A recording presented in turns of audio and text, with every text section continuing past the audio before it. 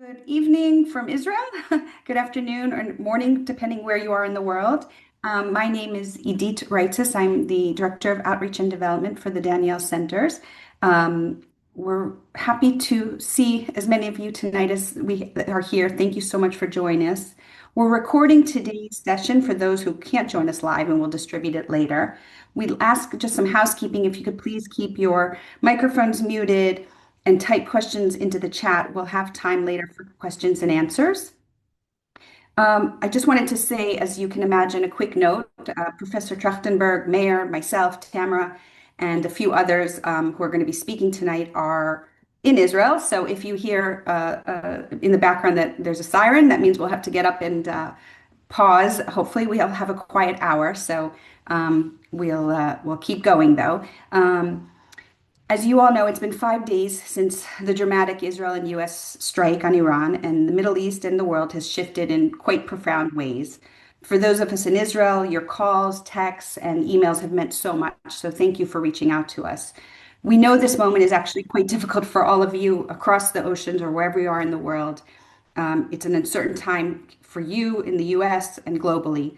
And that's why we organized this briefing so quickly. And our deep thanks to Professor Trachtenberg for coming back to our group to help you understand, connect, and act moving forward. Many of you have asked us, what can you do for us, which we're very grateful for. Later in the program, I'm going to share a little bit about a new Olim Resiliency Fund. It's for new immigrants in our community, and it's created in direct response to this war. So thank you again for being here. I wanted to take a moment to introduce to you a lovely young person named Sammy Bernstein. She's originally from Pittsburgh and she's studying in Tel Aviv. And a lot of the times you hear from Mayor and us in Israel what it's like for Israelis during a war. But Sammy is now here, and we thought she could give you her, as an American, her perspective of being here for a few seconds before we move on with the program. So I'm handing it over to Sammy. Everyone. Thanks for being with us tonight, and I hope no siren interrupts me. As they said, I am currently studying at Tel Aviv University, and I will share a little bit of what my experience has been. Clearly, the past 5 days with missiles and constant sirens have been intense, to say the least. There's definitely no way around that. But they've also honestly been such a testament to the resilience of Israelis and like the true beauty of this country. Coming from the US, I'd gotten used to the constant polarization and feeling isolated and always feeling like I was being put through some sort of litmus test to even be allowed in certain circles, which honestly, I'm seeing a lot of that narrative online right now too. And it's contributing to a lot of my frustration. And the lack of community was just starting to take a toll. So that's a little bit of why I even came. But on the contrary, here, even in the midst of war, I can see my neighbors singing karaoke right now. They've invited me over. Israel couldn't embody community and resilience more than anyone else I've ever seen.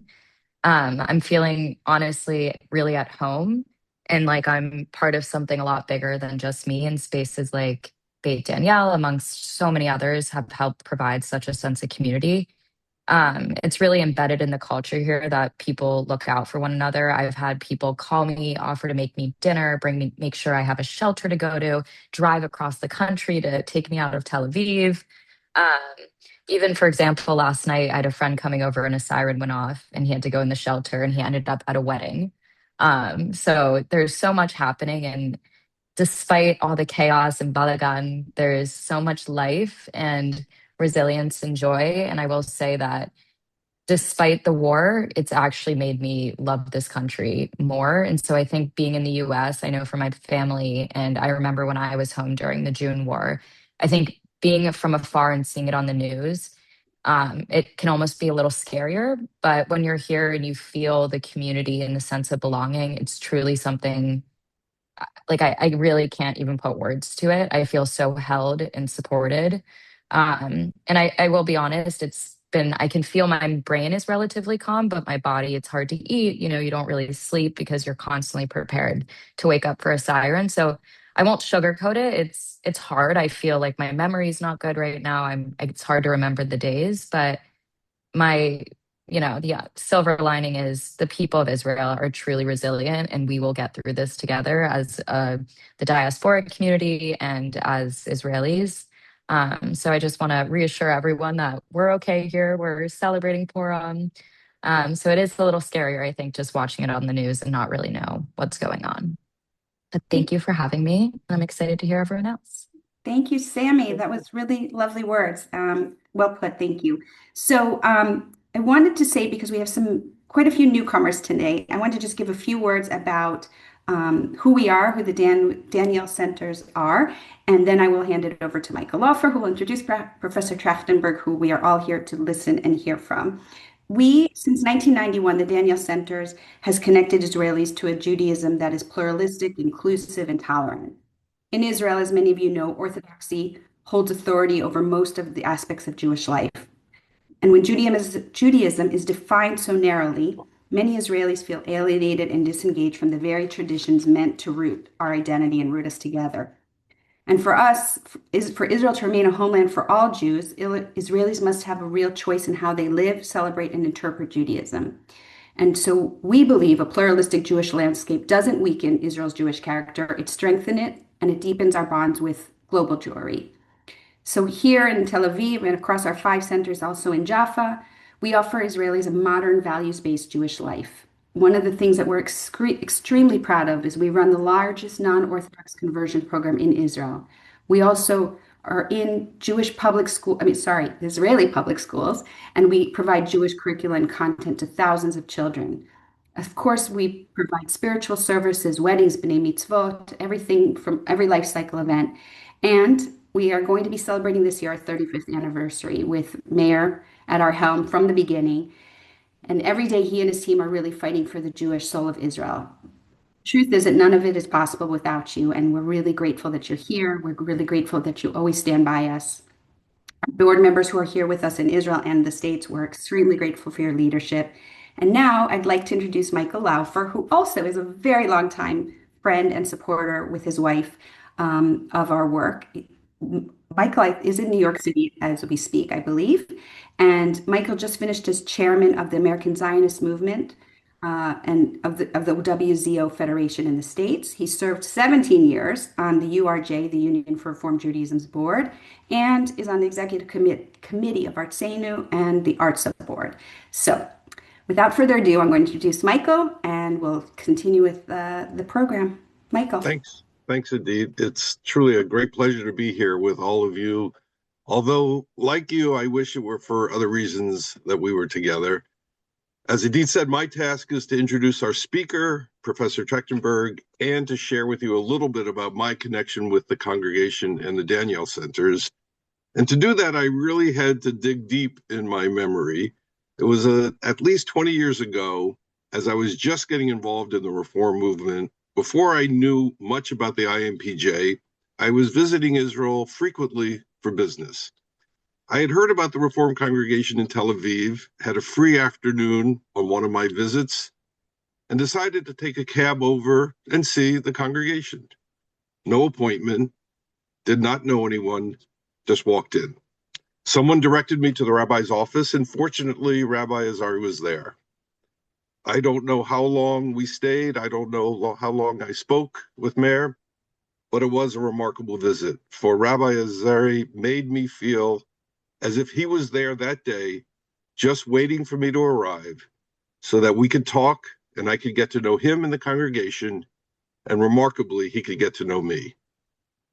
So in that visit, I was first exposed to the brilliance, the passion, the caring, the commitment, and the strategic vision of Mayor Azari and the congregation. And on a personal level, from that moment on, I felt that I had a home congregation and I had a rabbi in Tel Aviv. As I became more involved in the movement, more aware of the challenges and the opportunities of Reform Judaism in Israel, I also became more involved in ARTSA and the critically important work of the IMPJ in providing Israelis with the opportunity to experience and practice an authentic Israeli Reform Judaism, something that we take for granted in North America. I'm fortunate that I've been able to support the Danielle Centers over the years and have witnessed its significant growth and important influence in the city of Tel Aviv. And so I'm honored to be able to introduce Professor Trachtenberg on behalf of my congregation in Tel Aviv. Dr. Manuel Trajtenberg is an Israeli economist and a long and esteemed career in academia and the public sector.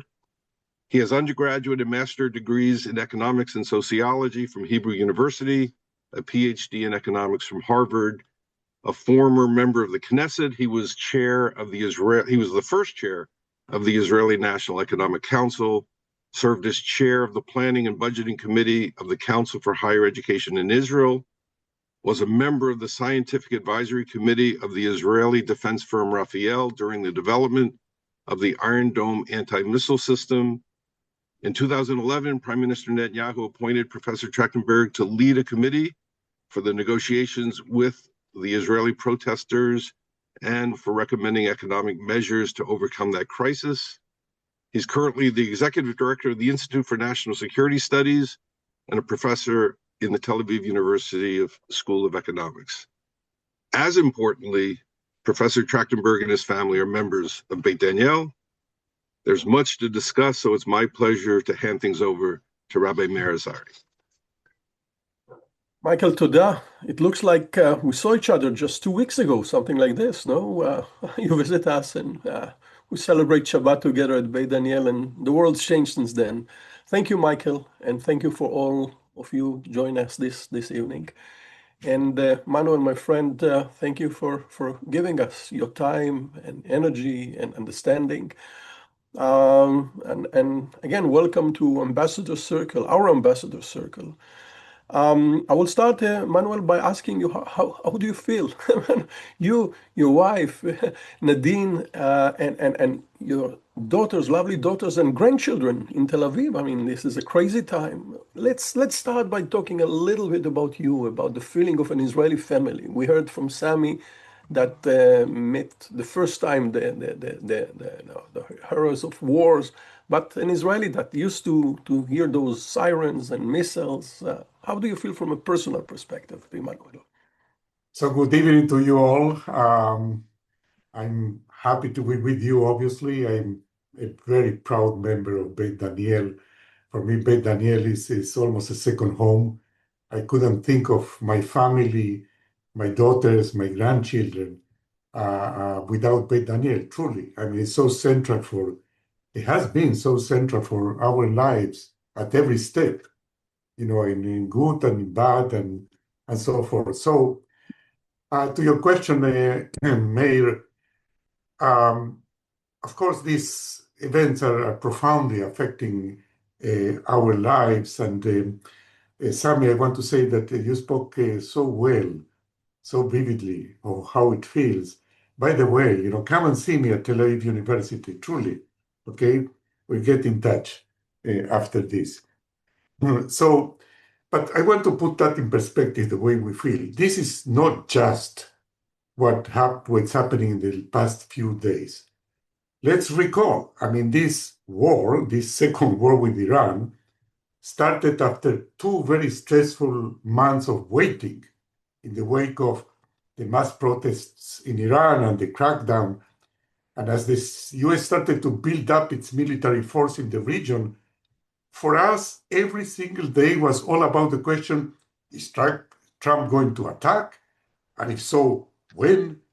Every single decision we had to take was conditioned on that question. To travel abroad or not, you were saying, am I going to go to the US or not? To organize a conference or not? You have to hear the conversation with couples that did their wedding during the last 2 months, or those who were planning, 3 weddings, two weddings were canceled this week, and I'm not talking. I mean, this is our life. Yeah, actually, exactly. So everything conditioned on that. So it's like a thick cloud of uncertainty hanging over our heads, and in turn, these past 2 months of uncertainty came on top of over 2 years of fighting following the devastating events of October 7th. And that itself, in turn, came after the worst internal confrontation that we ever had in Israel, triggered by the so-called judicial reform in January 2023. So it's a cumulative effect, okay? I think I need to say no more in terms of how we feel, it's not just these events, it's not just the sirens, it's these past almost 3 years with that we have been through so much. And I wish we could say Dayenu. But at the same time, during these past 5 days, we are once again witnessing the unbelievable skill and courage and sophistication of our Air Force pilots and intelligence services, and yes, the amazing resilience and discipline of the people here that Sami was describing. I mean, the alarms go off and people go down orderly to the shelters, to underground parking lots. And yesterday, I'm sure some of you saw that. We saw families with children in the public shelter dressed up for Purim. And what do they say? Am Israel Chai. So, yes, we have proven once again that we are resilient, that we are stubborn, and we'll keep going no matter what. But at the same time, we have to say it. We are tired. We want all this to end, and we need to envision a brighter future. And I want to touch on that. Is that brighter future possible? Let me say in an unequivocal way, yes. Yes.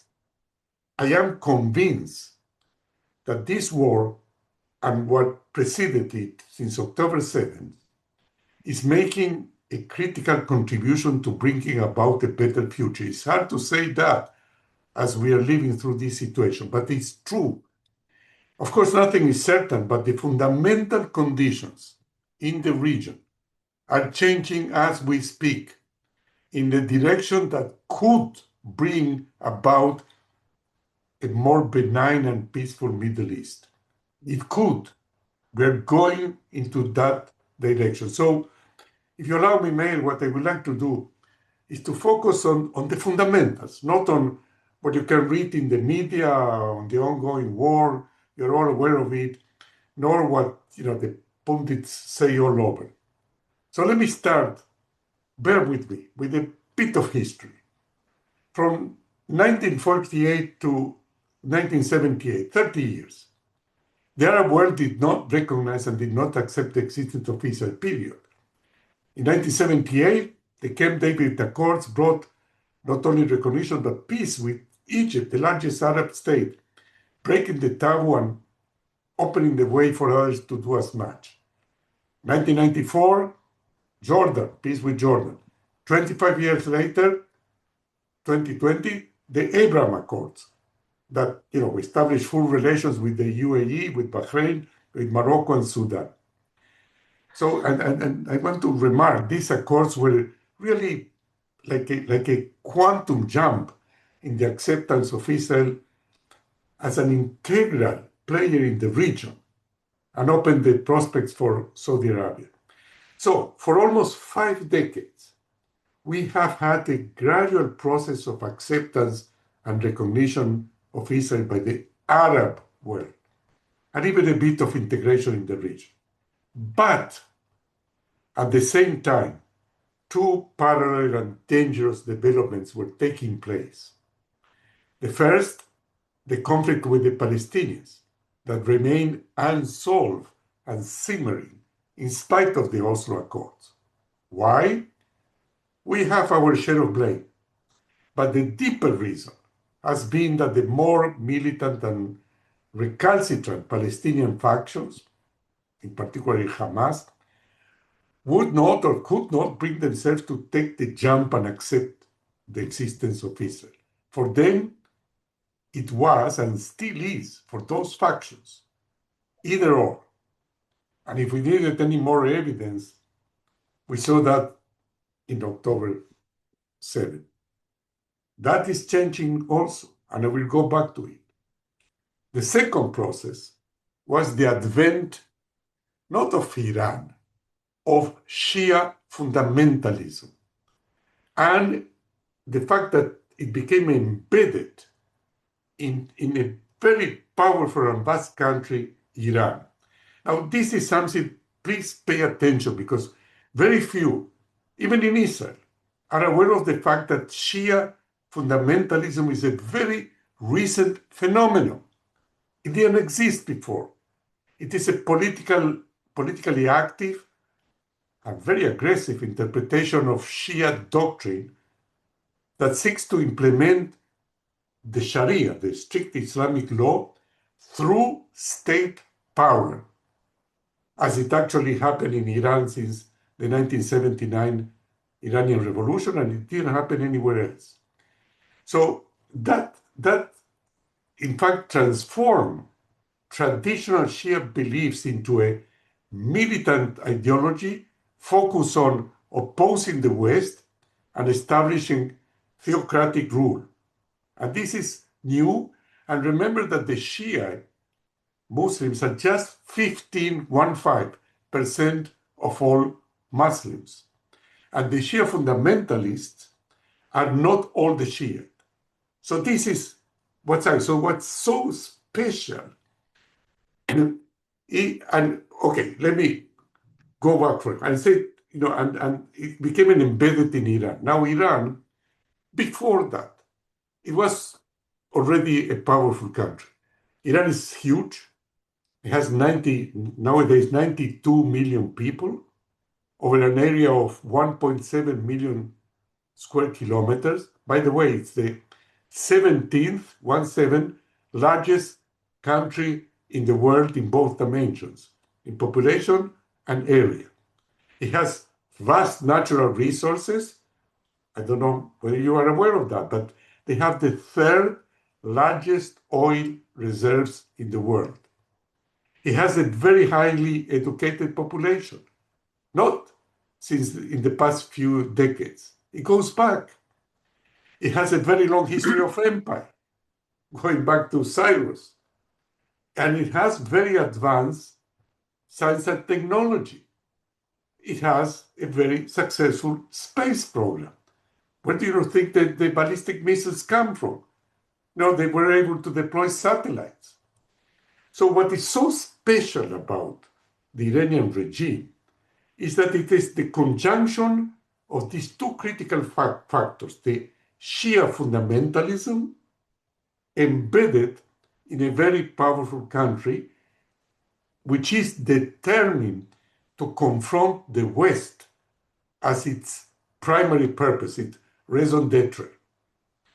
So this is something that we the Israelis, the West, the world at large, cannot really comprehend. And the reason is because after the fall of the Soviet Union 35 years ago, we thought that the era of ideologies driving behavior of nations was over, let alone confrontational ideologies imbued with religious fervor. We thought that was, the 20th century, the Nazism and Stalinism and communism and so forth, that all that was over. And so, we tend to fall back on the more familiar territory of rational power games when we're trying to understand or judge the behavior of Iran or its proxies. But in fact, I mean, when you look at that, if I may appeal to the international relations and so forth, we sort of bought into Fukuyama's end of history, okay? And we did not really buy into his mentor, Huntington, his rival, the clash of civilization, which is what we are witnessing. Now, for the Iranian regime, Israel, it's the bridgehead of the West. It's the embodiment of the evils of Western civilization stuck at the edge of the region that they see as their own backyard. So the literal destruction of Israel is for the Iranian regime an imperative that, by the way, has nothing to do with the Palestinians. I mean, the fact that Iran supported the Hamas, in spite of Hamas being a Sunni Arabs and not Shia, it's because it was part of the axis of evil, not because they truly supported the Palestinian cause. So for the Iranian regime, the US is the big Satan, Israel is just a small Satan. But we are here under the nose, and we are so small that the idea of destroying us does not look for them as far-fetched. This is something, again, that is very hard to comprehend. So we could not really take seriously the idea that in the 21st century, there will be a state, a powerful state, that declares every time loud and clear that its goal is to destroy us, not to change our behavior, not to give rights to the Palestinians, whatever, not to relinquish territory. And not only that, but they're investing enormous resources, decade after decade, in pursuing that goal at the expense of their own people, of the welfare of their own people. Now, if we couldn't understand, well, surely nobody else in the world could. It seemed like such a ludicrous thought that a state will be aiming at that. Now, it's true, of course, that the national security establishment in Israel was very much aware of the threat posed to Israel by the axis of evil. Of course, Iran as the epicenter and the proxies, Hezbollah and Hamas and the Shia militias in Iraq and the Houthis in Yemen, and of course the Assad regime in Syria. But still, you see, even within the military establishment in Israel, and I can attest that personally, the widely held assumption was that all of these were deterred by Israel military might. That's to say that they would not dare really to undertake massive action against us because they knew that our army would inflict on them devastating blows. So deterrence became the cornerstone of Israeli national security doctrine, and it essentially deceived us. I mean, I could tell you, of meetings with generals and so forth. It became so obvious that we were, in retrospect, that we were deceiving ourselves. So 2.5 years after October 7th, we are still stunned at the extent to which we were really blinded by wishful thinking, and we have to admit by hubris, because of our superb technological capabilities and intelligence. All of that gave us a sense of invincibility. Well, let me tell you very clearly, no more. That wishful thinking is gone. We have awakened the hard time. And it turned out, unfortunately, but that's the reality, that change, ridding ourselves of wishful thinking was a precondition for change to happen. And we have been acting accordingly since October 7th. We have dealt severe blows to each in the axis, to Hamas, to of course, to Hezbollah and so forth. And that precipitated the collapse of the Assad regime, which is a huge change. And last June, we inflicted serious damage to the Iranian nuclear program. Now, in the past 5 days, together with the US, we are systematically, hour after hour, hitting and degrading not just the military capabilities of the Iranian regime, but the center of power, both of external power and of internal power, the Basij and so forth, the organs that suppress revolt, the protest in Iran and so forth. And in the last couple of days, Hezbollah made this mistake of attacking us, so we are now attacking them big time. By the way, I said mistake. Well, it's a mistake from our perspective. It's not a mistake at their perspective. Now, suppose the war ends tomorrow. For some reason, Trump say no more. Okay, it can happen. Who knows? What then? Well, already the threat from Iran and its proxies has already been greatly reduced. Greatly reduced. I mean, to a really a very large extent. And we have changed. We are not going to relent. We are not going to let them recover and rebuild. And everybody in the region understands that. You know, the Emirates and Qatar and Bahrain and Saudi Arabia and even, you know, Turkey just got hit or almost got hit by a missile, and Cyprus. So everybody understands that there is no going back. And we have gained quite a bit of legitimacy in doing that. Now it goes beyond that. Now everybody in the region understands something that we didn't really grasp to the end, and that is that Iran nuclear program, although it was the main source of concern because of the ultimate weapon, but the missiles program was not a less significant threat to everybody around Iran. Why? And that's the paradox. Because it is conventional. So it can be used all the time without crossing the red line of Armageddon.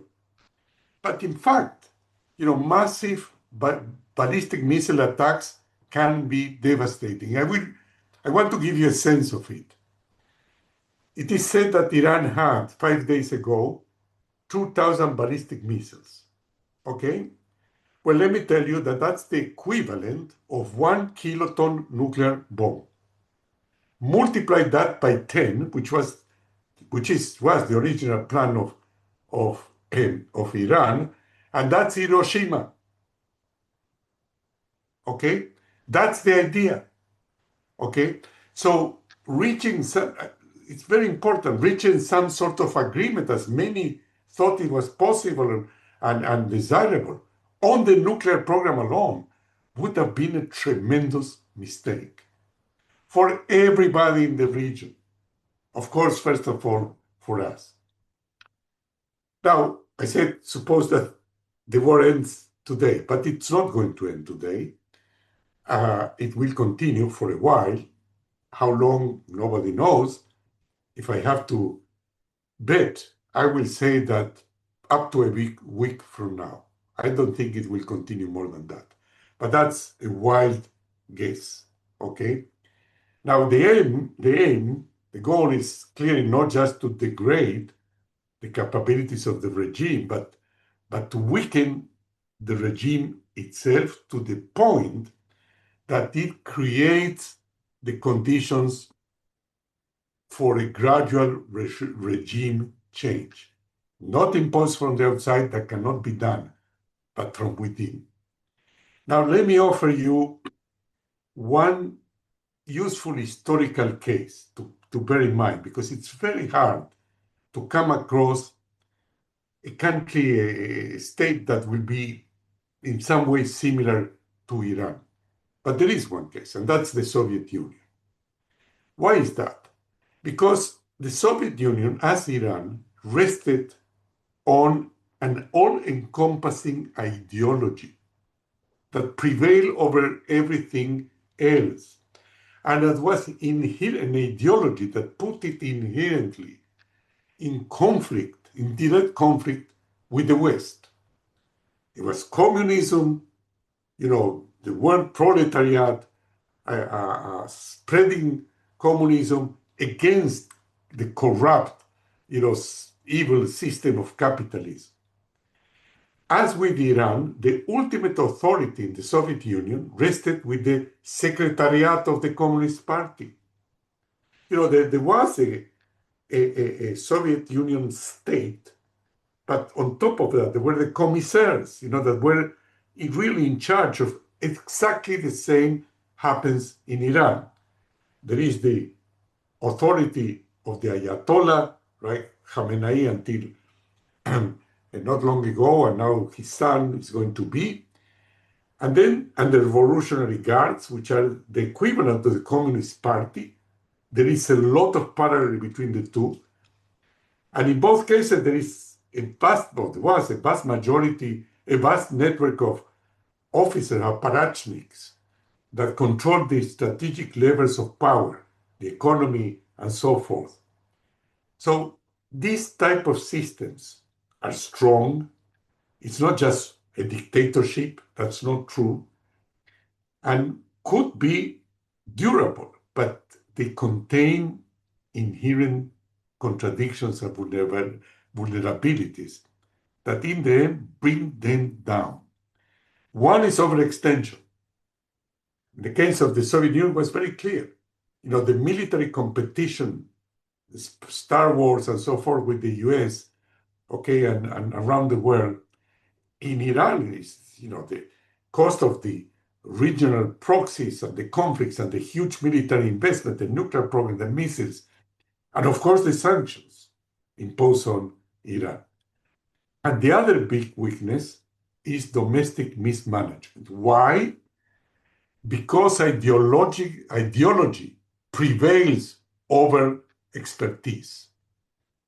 And in the Soviet case, it's very interesting. The disaster of Chernobyl shattered public confidence and in a way triggered the process that led to Gorbachev making the changes he made and so forth. In Iran, we see that very clearly. With water, there's tremendous scarcity of water in Iran, shortages, and electricity.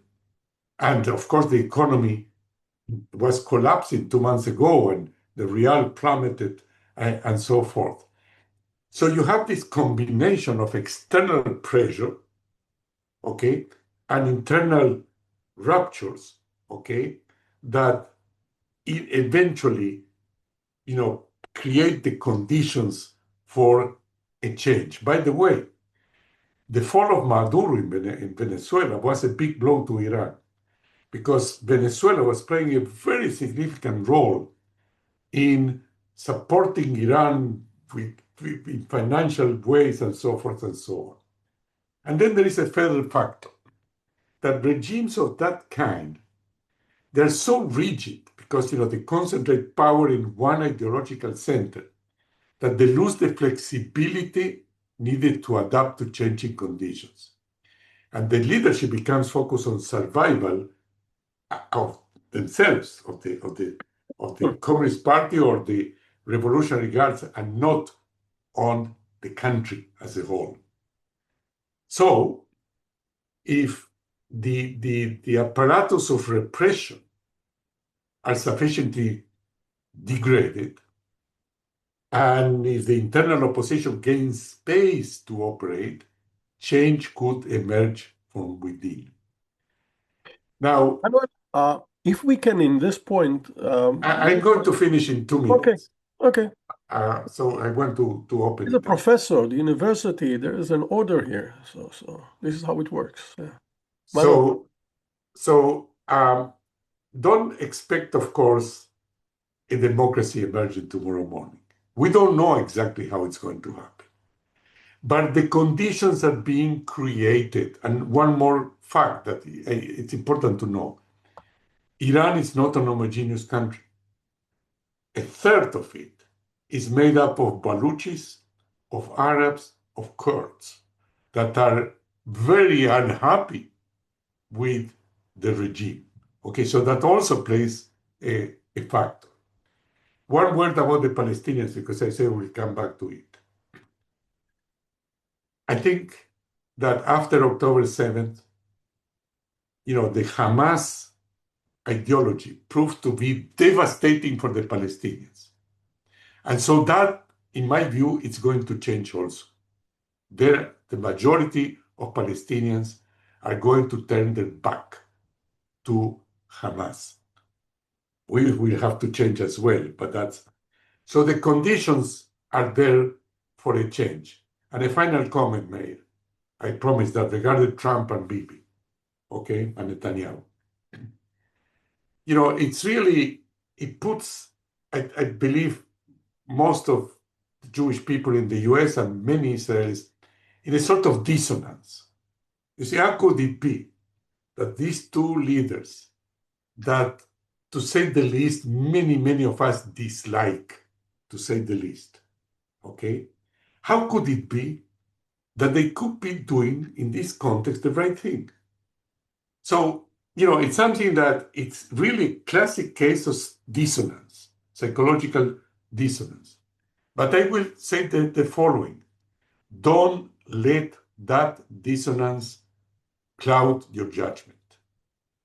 We have to make a distinction between the personalities and what they have done in a different context of these leaders and the true actual interests of Israel, of the US, and of the region.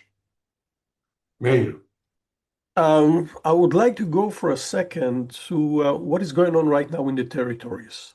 I know the pictures that are coming out from the territories about many Israelis, many people around the world, the behavior of the settlers there, the behavior of the police, Ben Gvir, Smotrich, that affect, I think, the Israeli community, who we are, the question of what is going on there, and how much that impact the option that you put in front of us to find the right direction to negotiate with the Palestinians. If I was Palestinian, see those pictures, it would bother me in a way that, well, if this is Israel, I don't want to be part of the solution with them. So, there are so many things that need to be changed, okay? And of course, we need fundamental political change in Israel to start taking care of the deep issues that affect us internally and vis-a-vis the Palestinians, okay? And by the way, it's all the same in the end, okay? And for that to happen, of course, we need elections, we need to change this government. I'm completely convinced that that will happen. People say, well, now, if we are very successful with this war, Netanyahu will be strengthened and so forth. Believe me, Meir, we will see in 2 weeks or 3 weeks the polls, okay, for the election polls. Nobody in our camp is going to change his or her mind. Nobody in the other camp will change his or her mind, okay? The relative strength of the two camps is clear, okay? So a change will come. And once that happens, and given that the external situation will be much improved, we will have more room, more space to implement the changes inside and vis-a-vis the Palestinians. As long as there were these existential outside threats, people are not ready to make any concessions, to relent. But once the external threat, of Iran and its proxies diminishes, I strongly believe that we're much more ready to make the necessary changes. Final question from my perspective, Manuel, is Trump, American Jewish community, the impact of this war on the Jewish community, anti-Semitism. It looks like we're in the wrong direction at this point. I mean, more and more attacks on Jewish communities. Last night, one of our synagogues in Toronto was vandalized, actually, or shot. People shoot on that synagogue. How you see this situation from an Israeli perspective to the American perspective? I think that the anti-Semitism has been unleashed. Okay, it's like a genie. The you open it up, it comes out. We in Israel provided our share in it, but it is happening, and I believe that the the burst of anti-Semitism, historical, have always preceded ominous changes and developments in the world, certainly in Europe. Okay, So it's a symptom of something deeper that is going on.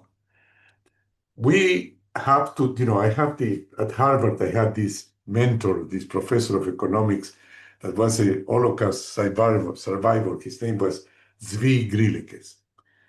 I will come to him every so often to consult, not just on economics, but on life. And he will look at me and he will say just one thing: Manuel, do the right thing. Do the right thing. Meir, we have to do the right thing for Israel, for the Jewish people.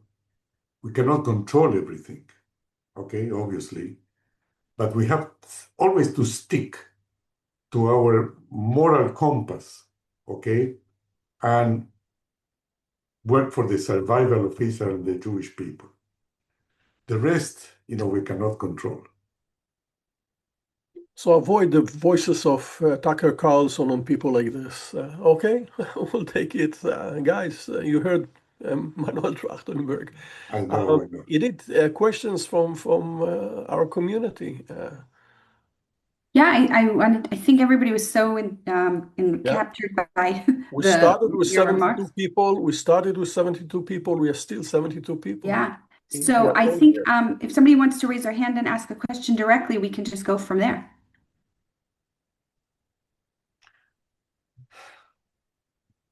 Michael? Professor, thank you so much. Sorry, which Michael? There are probably a few. Oh, sorry, Michael Laufer. Michael Kahana, And Michael Kahana then go Michael first. Kahana. Yes. Okay. Could you talk a little bit more about Hamas and your comments about Hamas and the direction there and the Palestinian people? Just a little bit more about that. Yeah. So you see, the Hamas, Sinwar, and so forth, they are very patient. They were very patient people like the Iranians, okay? And they built over the years this master plan that, by the way, our intelligence services knew about it, but really didn't know about it, okay? But in any case, and they had the golden opportunity that happens once in history to really trigger a process that could bring the elimination of Israel. So, and it wasn't far-fetched, was so stunning, because if the morning, 6:30 in the morning, Hamas attacks, if at 10 that morning or at 12, okay, at noon, Radwan is the Hezbollah commando, the commando, it was 6,000 people, with an attack and a barrage of incoming missiles from Iran and the Iraqi militias and Iran and so forth. Believe me, Michael, I don't know where would we be at this point, okay? But, you see, they started it, and now the result is what I described before. Gaza is in ruins. The Hamas devastated Hezbollah. We will, in this round, bring Hezbollah to the point, and this is already happening, that the Lebanese people, government, Amal, is the sister Shia movement of Hezbollah, okay? Namil Berry, the head of Amal, just said, what the fuck are you doing, to Hezbollah? This has to end, okay? Assad is gone, okay? We have, Syria has turned into a free flying zone for us to go to Iran, okay? So the golden opportunity for that version of the Palestinian cause, okay, has essentially brought the worst disaster to the Palestinian cause. So I believe that, the reaction to that, not immediately, okay, but it's already, we know that it's already brewing there. We need to say, well, we finally have to come to terms with Israel. This cannot be erased. Okay, so that's kind of the key point. Now, I said before, we have our share of playing, and we will have to change as well. Okay, that's up to us.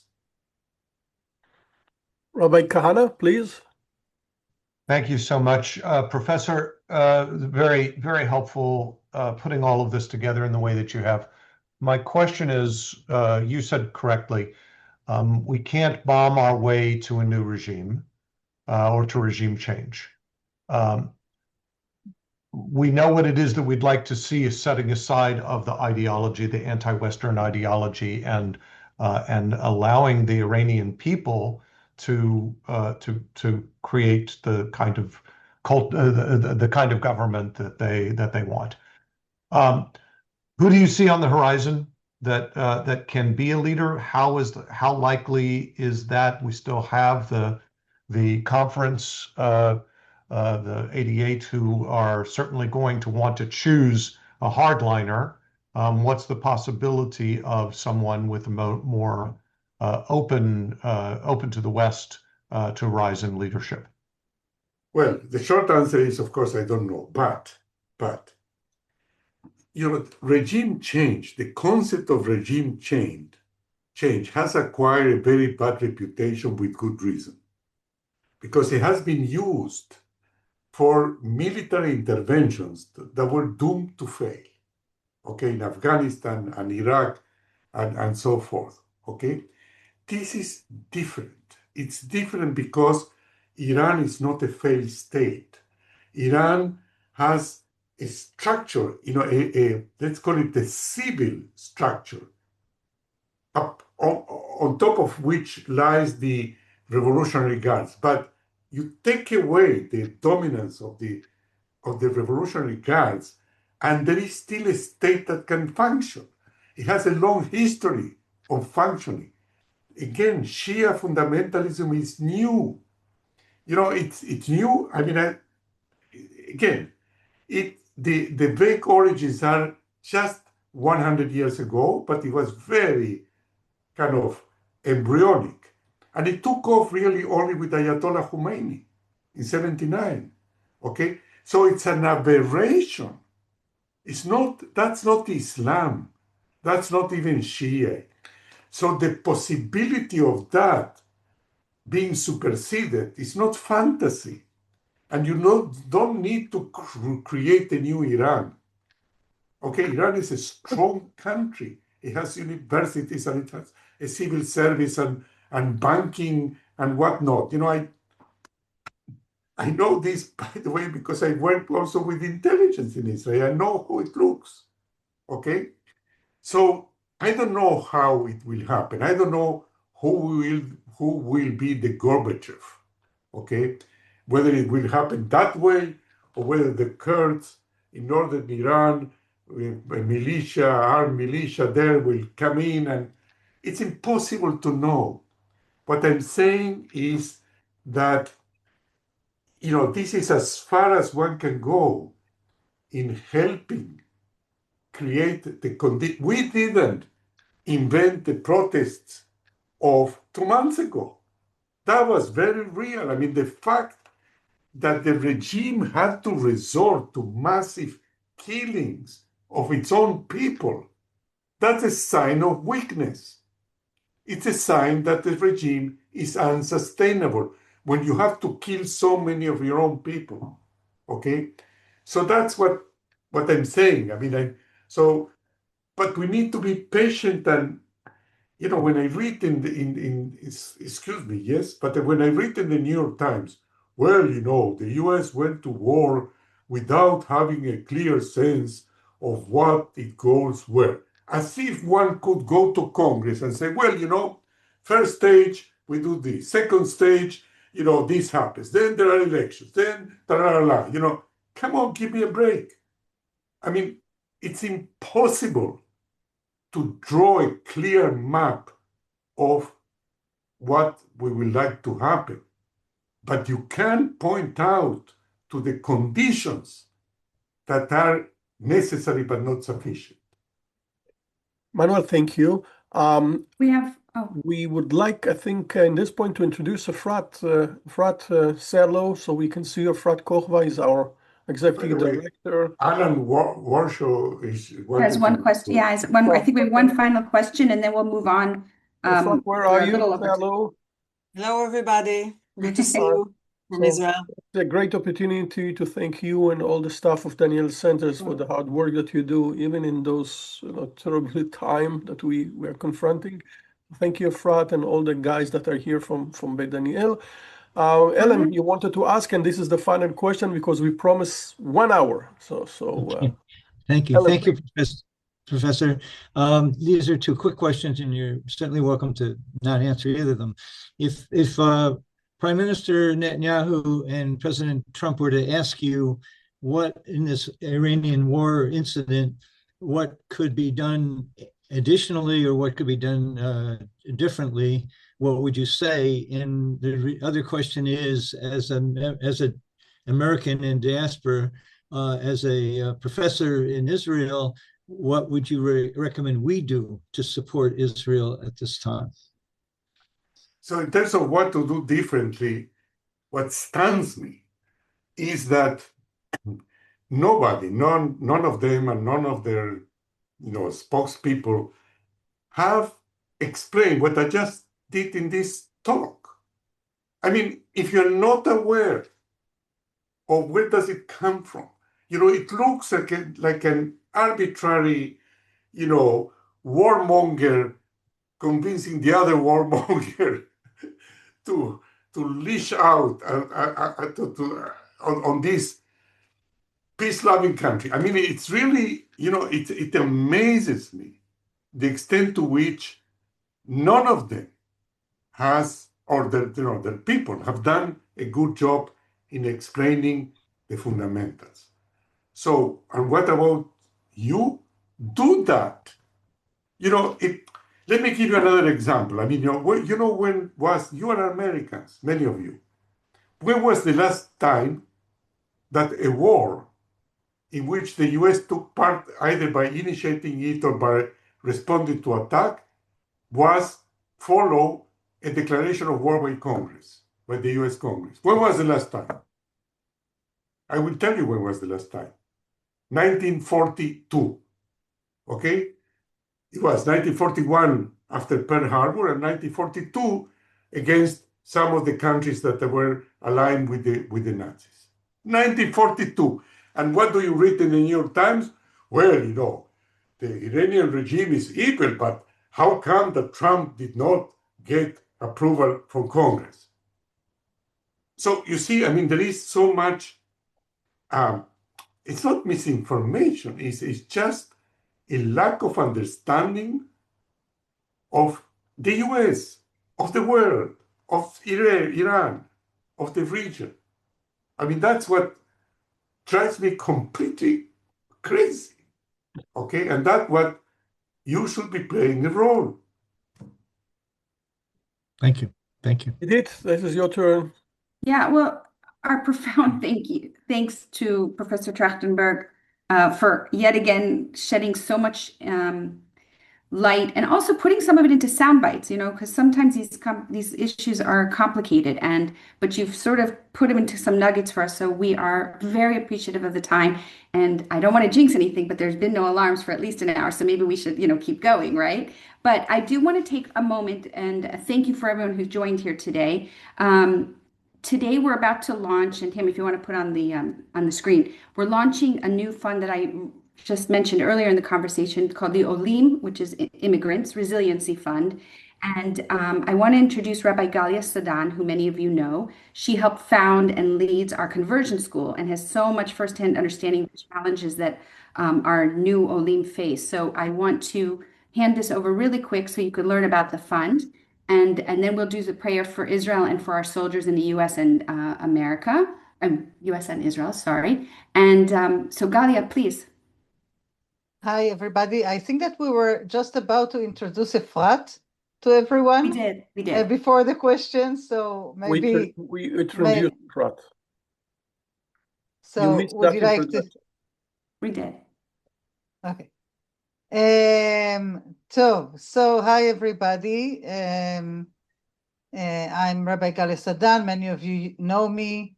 We met before. and it's a privilege to be with all of you today. And I just want to say that opening this Zoom and having more than 70 people joining from one moment to the other is so moving, and we can feel your support and your love in this very stressful time. So thank you very much for making the time in the middle of the day joining us tonight. I wanted to share the point of view of those people that were not born in Israel and came to Israel. Some of them made Aliyah and they're Jewish. Some of them came because their spouses or their significant other is Israeli and they joined them. And in such times, we saw that in the 7th of October 23, we saw that in the previous Irani war in June 25. In those times, people pause for a second and they have to make a decision. Should I stay or should I leave? Do I want to stay here and raise my children in such a dangerous place? And many of them become, just as we had heard from Sami before, become even more enthusiastic about staying in Israel and belonging to the Jewish people, to the Israeli population, feeling very Zionist, very Jewish, very part of the society.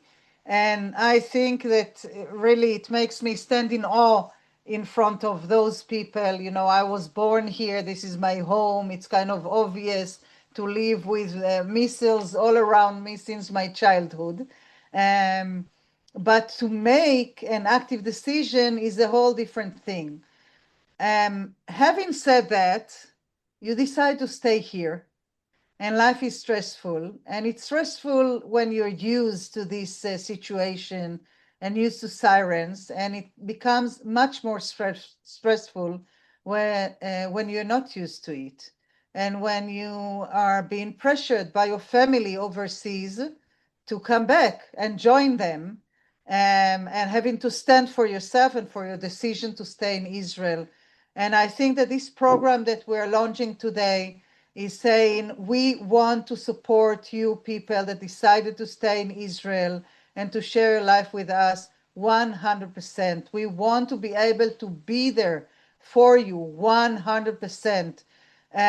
We appreciate the fact that you made a conscious decision to stay in Israel, and us as your community, as your family, as your congregation, we are with you hand by hand. And this is what we are suggesting to you to help us to do tonight. So thank you very much. And this is a great opportunity to thank Galia for the work that she's doing in our conversion school and in her work at Beit Daniel. I would like to mention that we are running the large conversion school, probably the progressive reform, whatever, a conversion school all over the world. About 250 converts are going through our conversion classes every year, different languages, and the challenge is enormous, and Galia talked a little bit about it. So help us, support us. We will appreciate your support in this point in time. Edith, the prayer for the state of Israel, will ask Rabbi Benny, Rabbi Benny that lead our community in Jaffa. Benny, you are here, you see the service, the prayer? Rabbi Benny? Oh, if I put on full screen, and this is on screen, and you can Join with us. we can mention at this point that Rabbi Benny is the new chairperson of Maram, our CCR, and good luck, Benny. I hope that you will be able to present Maram in San Francisco. hopefully. Check in my Egypt options. Yeah. Protector, rock, and redeemer of Israel, bless the state of Israel, which marks the dawning of hope for our redemption. Shield us beneath the wings of your steadfast love, and spread over it the shelter of your peace. May a spark of your spirit inspire the actions of its president, prime minister, officials, judges, and advisors, that they may follow the path of righteousness, liberty, and freedom. Strengthen the hands of those who build and protect our holy land, and grant them salvation and life. Grant peace to this land, and everlasting joy to its inhabitants. Be near to all the people of Israel throughout the lands of their dispersion. Plant within their hearts the love of Zion, and may those of our people who are so inspired come to Jerusalem, your city, which bears your name. Spread your spirit over all the inhabitants of our land. Uproot hatred, jealousy, and evil. Plant in our hearts love and peoplehood, peace and friendship, and speedily fulfill the vision of your prophet. Nation will not lift up sword against nation, neither will they learn war anymore. And let us say, Amen. Amen. And we will have to see in Tel Aviv, not just in Yeah. Jerusalem. So And Rabbi Michael Kahana, from all the way from Portland, will you please say the prayer for the U.S. and Israeli soldiers, and then we will wrap up our session tonight. Thank you so much. And I'm also honored that our congregation will be hosting Rabbi Azari if he's able to leave Israel and travel to the United States. But I encourage all of us in the U.S. to have an opportunity to hear directly from our leaders in Israel. Thank Prayer you. for the United States and Israeli soldiers. Protector, rock, and redeemer of Israel, Tzur Golim Begoalo, bless and watch over the soldiers of the United States who stand in defense of freedom and who fight alongside Israel in this hour of trial. Shelter them beneath the wings of your steadfast love and spread over them the canopy of your peace. Guard their going out and their coming in. Shield them from danger, from fear, and from harm. Strengthen their bodies, fortify their spirits, and grant them clarity of mind and courage of heart in moments of uncertainty. May a spark of your spirit guide their commanders and leaders that they act with wisdom, restraint, and moral strength. May their service be marked by integrity and compassion, even in the midst of conflict. Sustain the families who await their return. Hold close their parents, partners, children, and friends who carry both pride and worry in their hearts. Let them feel your nearness and your comfort. And we say, Amen. Amen. Amen. Rabbi Thank you so Kahana, I much, hope to Rabbi see you Michael. soon. I hope to see you soon in Portland. Let's hope. Looking Thank forward you. to it. It's a great Bezrat opportunity to Hashem. thank Professor Trajtenberg for his time and wisdom. Again, we have learned so much from you, Emmanuel, and we're so happy to host you today. Be safe, and all of you, thank you very much for being here with us. Write to us, endorse people to support Israel, to support this cause that Professor Trachtenberg raised in front of us. And let's hope for a better day, for peace, prosperity. Well, we have learned so much and talked so much about the prophets' dreams. Let's make it a reality as soon as possible. Guys, toda Thank you rabah. so much. We'll send you the recording of this conversation so you can share it with your friends and your congregants. And You'll get that tomorrow. yeah, and be well. Toda. Thank you. Thank you so Bye-bye. much. תודה רבה.